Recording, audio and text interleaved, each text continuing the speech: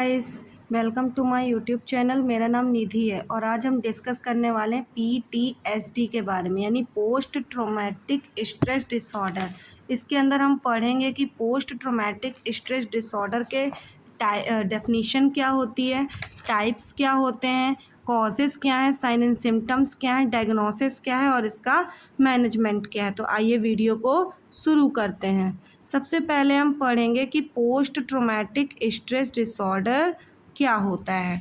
तो post traumatic stress disorder is a trauma related disorder that can occurs after stressful or traumatic life events, also known as adverse experience. It can leave those impacted by trauma with in intrusive and upsetting thoughts and feeling long after the trauma events happened. These symptoms affect the quality of life and, in some cases, the ability to maintain employment and relationship with other। यानी post traumatic stress disorder एक mental condition है जो किसी इंसान को बहुत stressful या traumatic events जैसे accident, war, natural disaster, physical या फिर सेक्सुअल इंसल्ट या असल्ट या सीरियस इंजरी के बाद डेवलप होता है। इसमें इंसान बार बार उस ट्रॉमेटिक इवेंट को याद करता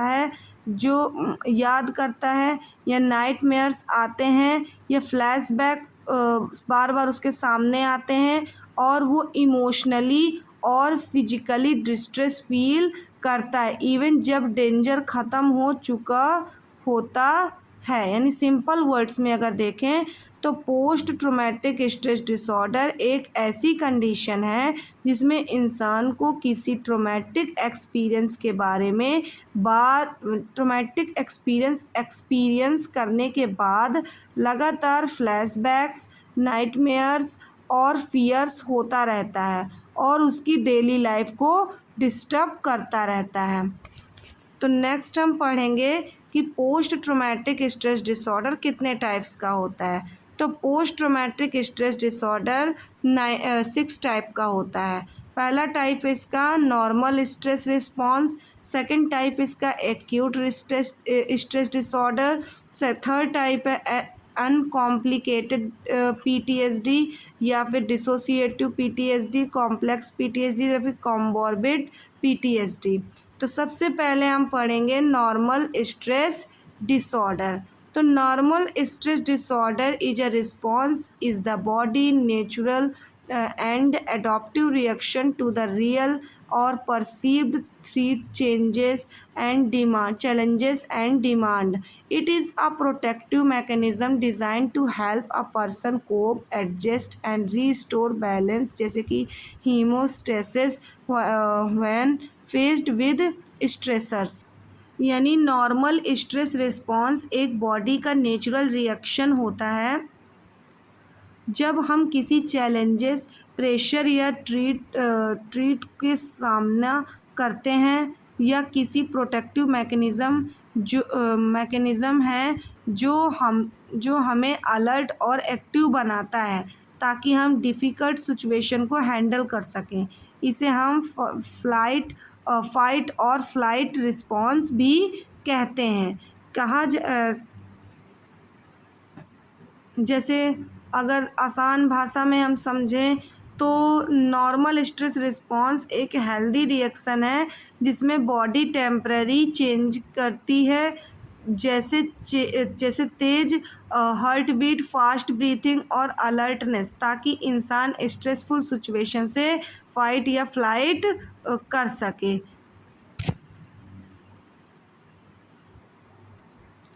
नेक्स्ट टाइप है इसका acute stress response. Acute stress response के अंदर हम पढ़ेंगे the acute stress response is the body immediate short term reaction to a sudden threat, challenges or demand. It is commonly known as fight or flight response। यानी acute stress response एक immediate reaction है जो body और mind को तब तक होता है जब इंसान जब जब मतलब हम एक सडन स्ट्रेसफुल या थ्रेटनिंग सिचुएशन फेस करते हैं। इसे कॉमनली फाइट और फ्लाइट रिस्पॉन्स भी बोला जाता है। यानी एग्ज़ाम्पल देखे जाए तो जैसे एक्सीडेंट होते वक्त अचानक ब्रेक लगाना, या एग्ज़ाम हॉल में क्वेश्चन पेपर देखते ही घबराहट होना, या किसी डॉग के भागने पर तुरंत भागना। यानी सिंपल वर्ड्स में अगर हम देखें तो मतलब एक्यूट स्ट्रेस रिस्पॉन्स एक शॉर्ट टर्म रिएक्शन है जिसमें बॉडी तुरंत अलर्ट और एक्टिव हो जाती है ताकि इंसान इमरजेंसी या डेंजर से फाइट या फ्लाइट कर सकें। नेक्स्ट हम पढ़ेंगे uncomplicated post traumatic stress disorder. तो uncomplicated post traumatic stress disorder refers to PTSD that developed after a single traumatic event such as an accident, natural disaster, assault या फिर sudden loss and occurs without any other co-occurring mental health disorder like depression, substance abuse disorder or anxiety disorder।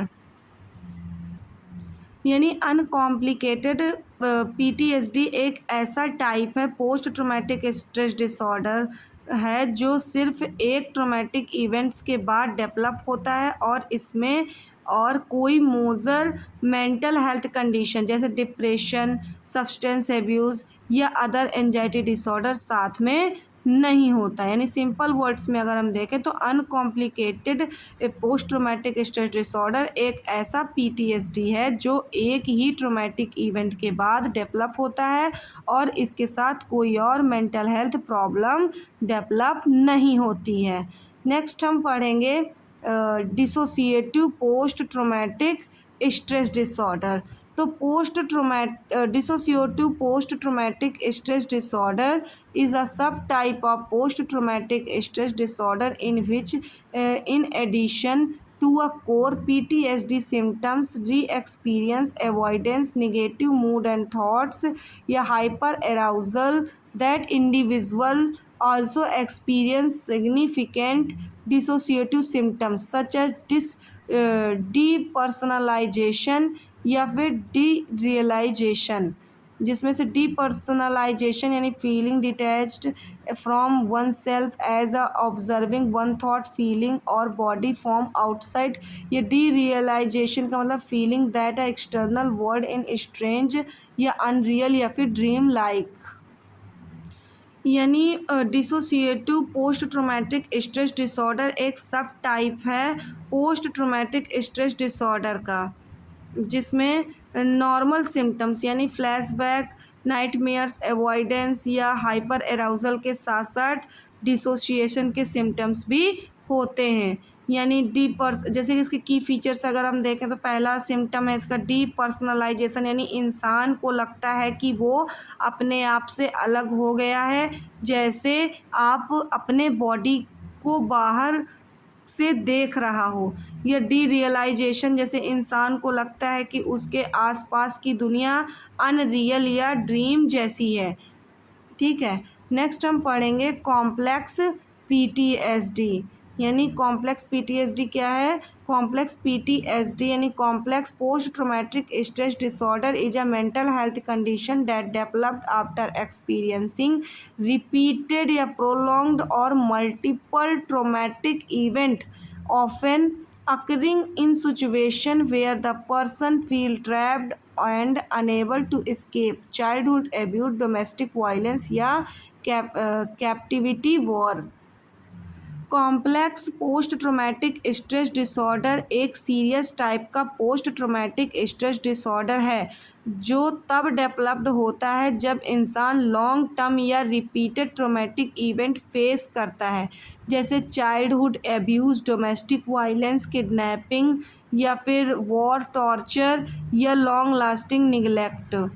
यानी हम simple word में पहुँचे तो complex post traumatic stress disorder एक ऐसी condition है जो बार बार या लॉन्ग टर्म ट्रॉमा की वजह से होती है, जिसमें normal post traumatic stress disorder के सिम्टम के साथ साथ इमोशनल, सेल्फ इमेज और रिलेशनशिप प्रॉब्लम भी होती हैं। नेक्स्ट हम पढ़ेंगे कॉम्बोबिड पोस्ट ट्रॉमेटिक स्ट्रेस डिसऑर्डर। तो comorbid post traumatic stress disorder refers to post traumatic stress disorder that occurs together that one or more other mental health or medical condition. In this case, PTSD is not the only diagnosis. The person also meet criteria from additional disorder। यानी comorbid post traumatic stress disorder एक ऐसा type है, post traumatic stress disorder है जिसमें PTSD के साथ साथ दूसरी मेंटल हेल्थ कंडीशन भी प्रेजेंट होती है। मतलब इंसान सिर्फ पीटीएसडी से सफ़र नहीं करता बल्कि उसके साथ एक या एक से ज़्यादा एडिशनल डिसऑर्डर भी होते हैं। यानी आसान भाषा में अगर हम देखें तो कोमॉर्बिड पीटीएसडी एक ऐसी कंडीशन है जिसमें पीटीएसडी के सिम्टम के साथ साथ एक या एक से ज़्यादा दूसरे मेंटल हेल्थ डिसऑर्डर भी हो सकते हैं जो ओवरऑल कंडीशन को और कॉम्प्लेक्स और सीवियर बना देते हैं। नेक्स्ट हम पढ़ेंगे कॉमन कॉजेज ऑफ पीटीएसडी। क्या किन कारणों के वजह हमें पीटीएसडी कॉज करता है, जिसमें से हमारा मेन कॉज है ट्रॉमेटिक इवेंट्स या चाइल्डहुड ट्रॉमा, सडन लॉस या फिर मेडिकल ट्रॉमा। यानी ट्रॉमेटिक इवेंट्स में देखा जाए तो यानी सोल्जर या आर्मी पर्सनल जो बैटल फील्ड में होते हैं उन्हें पीटीएसडी का रिस्क हाई होता है। या फिर चाइल्डहुड ट्रॉमा यानी बचपन में फिजिकल, इमोशनल या सेक्सुअल एब्यूज़ हुआ या निगलेक्ट या अनसेफ इन्वायरमेंट मिला हो, या फिर आपका किसी प्रकार का सेक्सुअल असर्ट होता है यानी रेप या या फिर मोलेसिएशंस या किसी वायलेंस अटैक का एक्सपीरियंस करना, या फिर आपका किसी प्रकार का मेडिकल ट्रॉमा जैसे लाइफ थ्रेटनिंग इलनेस या मोजर सर्जरी आईसीयू एक्सपीरियंस किया हो किसी पेशेंट ने, स्पेशली इन चिल्ड्रंस ने। ये सारी कंडीशंस एराइज होती रहती हैं। नेक्स्ट हम पढ़ेंगे पीटीएसडी के सिम्टम्स क्या होते हैं वोमेंस में। तो वोमेंस के अंदर सबसे पहले हमें हाइपर विजिलेंस जैसा सिम्टम शो होता है, क्रोनिक पेन होता है और वेट लॉस होता है तो फिर गेन होता है, माइग्रेन्स की प्रॉब्लम एराइज होती है, इंसोमिया की कंडीशन एराइज होती है, डिप्रेशन होता है या फिर फ्लैशबैक्स उसके सामने बार बार आते हैं, अकेलापन महसूस होता है यानी वो खुद को सेल्फ ब्लेम करती है, या फिर इरिटेबिलिटी यानी घबराहट या इरिटेशन कॉज करती है। नेक्स्ट हम देखेंगे कि मेल्स में क्या क्या सिम्टम्स एराइज होते हैं, जैसे कि हमारा विविध बैक्स आते हैं उसके सामने, नाइटमेयर्स या इरिटेबिलिटी या अवॉइडेंस बिहेवियर आता है हो सिम्टम्स शो होता है, या इंटेंस स्टार्टल रिस्पॉन्स शो करेगा या सब्सटेंस एब्यूज़ करने लगेंगे, या पैरानोया या फिर इम्पल्सिविटी या डिफ़िकल्टी कंसंट्रेटिंग या डिफ़िकल्टी इन स्लीपिंग, इंसोमिया जैसी कंडीशंस भी एराइज हो जाती हैं। नेक्स्ट हम पढ़ेंगे DSM-5 के अकॉर्डिंग डायग्नोस्टिक क्राइटेरिया क्या है हमारे पीटीएसडी का, जिसमें से हमारा सबसे पहला क्राइटेरिया है ट्रॉमेटिक एक्सपोजर। नेक्स्ट हमारा इंट्रेक्शन सिम्टम्स जो उसके शो हो रहे हैं उनके बेस पे पीटीएसडी है या नहीं है ये चीज़ें हम पता कर लेते हैं। उसका अवॉइडेंस सिम्टम्स को देखते हुए, या अलर्टनेस, मूड और कॉग्निटिशंस को देखते हुए, या हाइपर एराउजल सिम्टम्स को देखते हुए, या फिर ड्यूरेशन ऑफ सिम्टम्स यानी उसके सिम्टम्स के ड्यूरेशन को कितने दिनों से या कितने महीनों से कैसे कैसे सिम्टम्स शो हो रहे हैं, सिम्टम्स आर क्लिनिकली सिग्निफिकेंस को देख करके, या फिर symptom not attributable and other conditions को देखते हुए हम उसको पीटीएसडी की डायग्नोसिस को करते हैं या हम उसको ये चीज़ डायग्नोस करते हैं कि वो PTSD से ग्रसित है। नेक्स्ट हम पढ़ेंगे इसका मैनेजमेंट क्या होता है। तो PTSD का हम सबसे पहले मैनेजमेंट पढ़ेंगे, जिसमें से हम सबसे पहले उसे कॉग्निटिव बिहेवियरल थेरेपी प्रोवाइड कराते हैं। कुछ जैसे साइकोथेरेपीज होती हैं जो कि मोस्ट इफ़ेक्टिव होती हैं, जिसमें से पहली हमारी है कॉग्निटिव बिहेवियरल थेरेपी। इसमें हम ट्रॉमा फोकस CBT यूज़ करते हैं, या फिर प्रोलॉन्ग्ड एक्सपोजर थेरेपी, या फिर कॉग्निटिव प्रोसेसिंग थेरेपी हम प्रोवाइड करवाते हैं। नेक्स्ट है हमारा आई मूवमेंट डिसेंसिटाइजेशन या रीप्रोसेसिंग हम प्रोवाइड कराते हैं। इसमें पेशेंट रिकॉल करता है अपने ट्रॉमा को while performing guided eye movement, या जब वो मतलब पेशेंट अपने आप को मतलब रिकॉल करता है उस ट्रॉमेटिक इवेंट को या ट्रॉमेटिक इंजरी को, तो हम उसके आई के मतलब आई के हम मूवमेंट्स और उसका डिस्ट्रेस को हम चेक करते हैं। हम उसको ग्रुप थेरेपी प्रोवाइड करते हैं या फिर फैमिली थेरेपी प्रोवाइड करते हैं। इससे उसका सपोर्ट इम्प्रूव होता है, उसका आइसोलेशन इम्प्रूव होता है या नॉर्मलाइज एक्सपीरियंस उसको महसूस होता है। नेक्स्ट हम उसको प्रोवाइड कराते हैं फार्माकोलॉजिकल मैनेजमेंट। फार्माकोलॉजिकल मैनेजमेंट जो होता है मतलब कि हम इसको इसलिए प्रोवाइड कराते हैं क्योंकि जो हमारा साइकोथेरेपी जो होती है वो हमारे अकेले ही सफिशिएंट नहीं है। इसके लिए हम फर्स्ट लाइन की कुछ ड्रग्स हम यूज़ करते हैं, जैसे कि हमारी SSRI यानी selective serotonin reuptake inhibitors provide कराते हैं। उसके लिए हम कुछ अल्टरनेटिव्स भी प्रोवाइड कराते हैं, या फिर हम कुछ स्लीप डिस्टर्बेंस को ट्रीट करने के लिए कुछ मेडिसिन प्रोवाइड कराते हैं।